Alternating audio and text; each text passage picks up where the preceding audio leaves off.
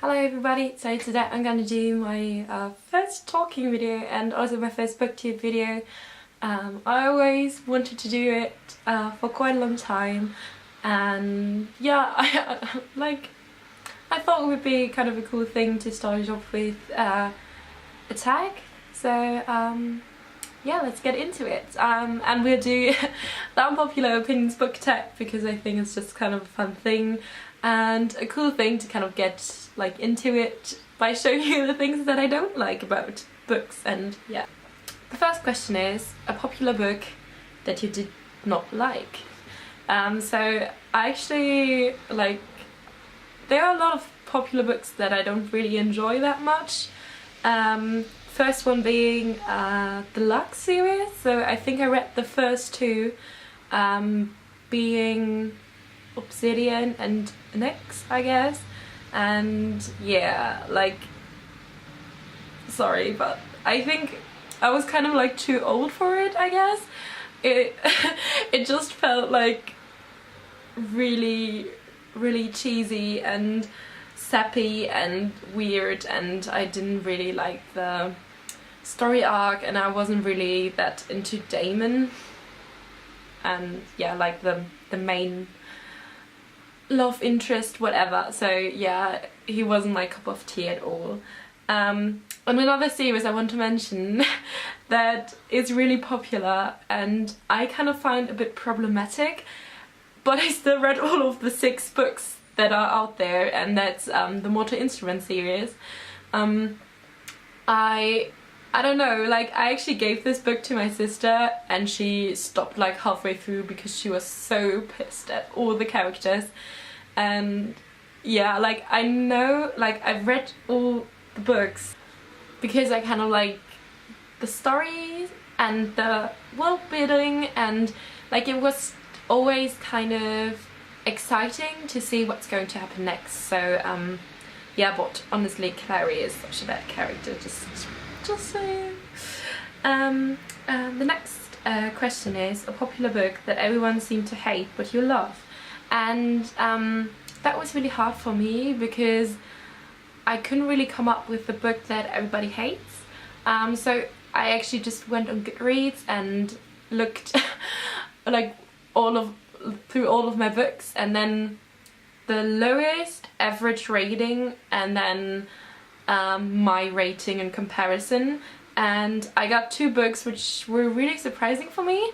The first one is Why We Broke Up by, I think it's Daniel Handler, I'm not sure, I'm gonna look it up, or I'm gonna write it somewhere here. But yeah, that book was just like a 3.47 average, and I personally really liked it. I think I gave it 5 stars when I read it back then, and I thought it was a really beautiful concept, and I really liked the writing, and it just felt really realistic to me, like the whole thing. So I really liked that book, and like I don't know why it didn't get so many good reviews. And the second book is, which was like really surprising for me, is a book that was talked about loads last year, and that's I even own it. That's The Girls by Emma Klein. Just a beautiful cover. Yeah, this also got like a 3.49 average, and I really enjoyed it. I think it was really great. I love the writing style, I love the story, I love the atmosphere, everything about it. So that was really great. The third question is a love triangle where the main character ends up with the wrong person, or an OTP you didn't enjoy.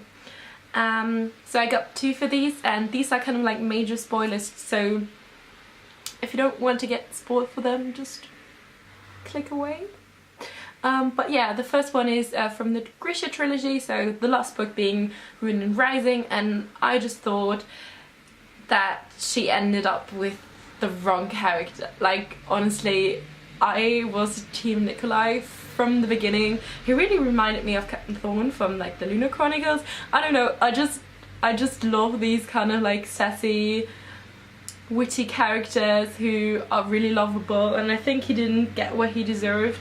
And I didn't had any particular feelings towards Mel, so yeah, I just thought it was like the wrong decision. The second one is Clockwork Princess, so I think, what's the series called again? The Infernal Devices. And I think Cassandra Clare kind of took the easy way out, and Tessa ended up with kind of both of them. So basically she first ended up with Will, which I think was like the perfect decision, and then after Will died and a few decades later she meets, what's his name? Jem again, and they're like, okay, well, I had a great life with Will, but now you're there, so let's marry and stuff. And I think, like, I was always team Will, and I really like kind of like the friendship between Jem and Tessa, but I didn't need them to be a couple, and yeah, I think that kind of ruined the ending for me a bit. Yeah. The next one is a popular genre that you don't read that often, and I guess it's probably like thriller or crime story. I love to watch like series and movies that are kind of like that, but I don't know, if I read them I never get really hooked. But I kind of like, this year I really want to read some classics like Agatha Christie, so yeah, we'll see. The fifth question is a beloved character that you don't like, and that was also really hard for me to come up with. In the end I kind of came up with a character from a series that I like that I don't particularly root for, and that is Cinder from the Lunar Chronicles. Like, she's kind of the main character, and she, like, there's so much story evolving around her, but from like all the main female leads I dislike her the most, I guess. In general I'm not really keen on these kind of like badass chicks in books, but yeah, that's just my opinion. The sixth question, an author that you can't seem to get into. I got two for this, and like kind of both for the same reason, mainly because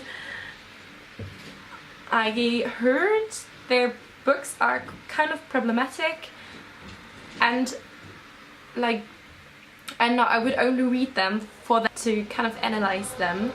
But the first one is Colleen Hoover, and I read her book Maybe Someday, and I actually quite enjoyed it, but there was kind of like a lot of problems, and I heard like all her other books are even more problematic.